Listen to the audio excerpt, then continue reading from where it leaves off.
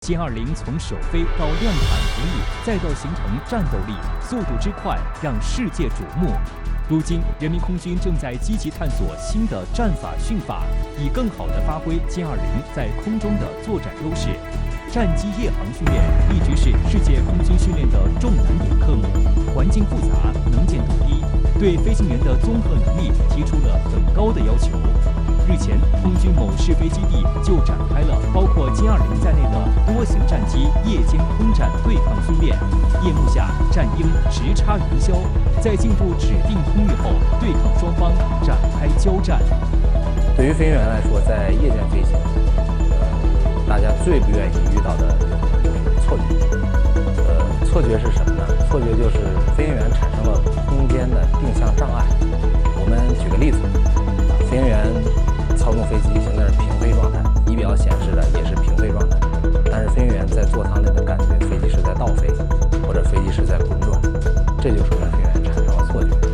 此次夜间空战对抗训练先后进行了对地攻击、电子对抗等实战科目，飞行员们灵机应变，完成了一系列夜间大动作两机动和超视觉飞行。相对于昼间来讲，会分配出更多的精力去关注我们的飞行姿态。歼20飞机在我们近期的空战对抗训练过程中，依托它的隐身优势和武器攻击能力，主要发挥了先敌发现、先敌发射、先敌脱离、先敌毁伤的战术目的。陆军将新年度开训动员会的主会场设在陆航部队，分析指这表明陆军部队由平面作战向立体作战转型。请教一下张先生，您对飞行陆军的发展方向怎么看？未来的陆战模式将如何走向呢？我觉得我们的陆军的未来的发展的总的方向呢，就是这个快速机动啊、立体作战啊这样的一个大的方向。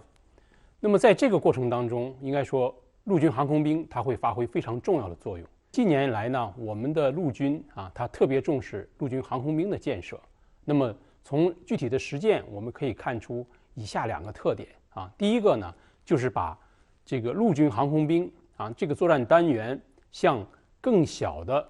这个编组或者说更小的战术单元延伸啊。那么这样的话，我们就可以把这个空中的作战力量更加紧密的融入到陆军的整个作战体系当中去，所以它的效率和作战效能会进一步的提高。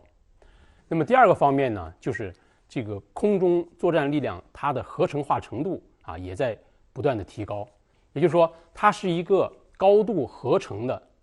它的独立综合作战能力非常强的这样的一支空中力量。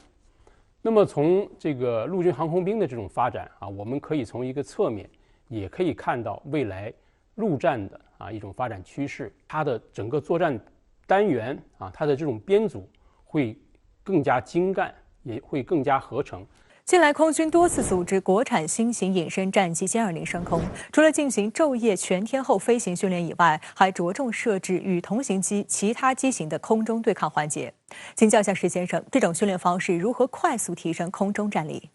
歼20战斗机呢，现在是以实战化的姿态进行的空中对抗演练。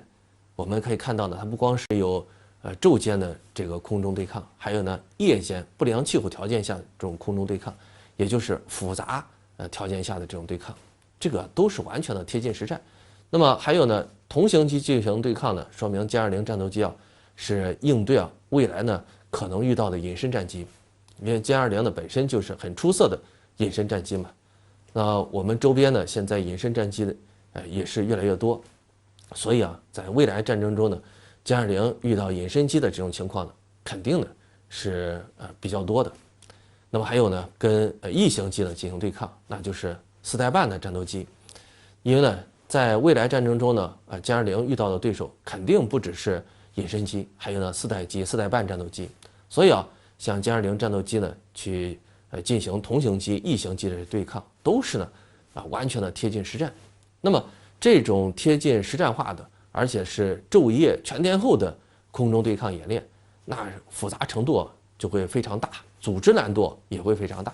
这样不仅是锻炼了飞行员在空中进行快速处置复杂情况的这种能力，进行空中对抗的能力，而且对于指挥也是呢提出来更高的要求。所有这些呢，就使得呢歼20在这种激烈而且呢高强度的空中对抗演练中，迅速的提高了战斗力。